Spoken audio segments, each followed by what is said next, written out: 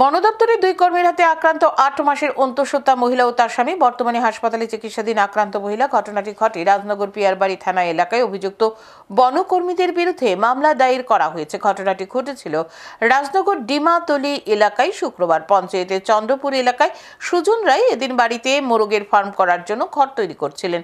তখনই বন দপ্তরের বিট ফরেস্টার উত্তম দাস, বিকাশ দাস এবং সূর্য দেববর্মার সুজন রায়ের বাড়িতে যায়। সুজন রায়ের অভিযোগ, ফরেস্টার বাড়িতে গিয়ে প্রথমে সুজন রায়কে বন দপ্তরের জায়গায় ঘর বাঁধতে বাধা দেয়। সুজন তাদের জানায় এলাকায় ৯০% লোক বন দপ্তরের জায়গায় দীর্ঘ বছর ধরে বসবাস করে আসছে, সেও বসবাস করছে। আর আরও অভিযোগ, বনকর্মীরা সুজনের কাছে ১০,০০০ টাকা দাবি করে। এতে আপত্তি জানায় সুজন। অভিযোগ, তখনই সুজনের উপর চড়াও হয় বনকর্মীরা।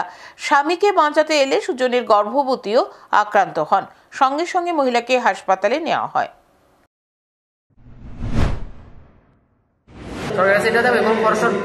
আমার উপরে এমন অত্যাচার তারা করতে আছে, শুধু আমার লগে না আরো মানুষের লগে করতে আছে। আপনার মিসেস ক মাসের প্রেগন্যান্ট করছেন? আমার মিসেস আজকে 7 মাসের প্রেগন্যান্ট। মানে প্রেগন্যান্সি অবস্থাতে আজকে বাড়িতেই আসছিলেন? হ্যাঁ, প্রেগন্যান্সি অবস্থাতে বাড়িতেই আছেন। কোন ডিপার্টমেন্টের লোক মারছে? এটা ফরেস্ট ডিপার্টমেন্টের লোক গেছিল।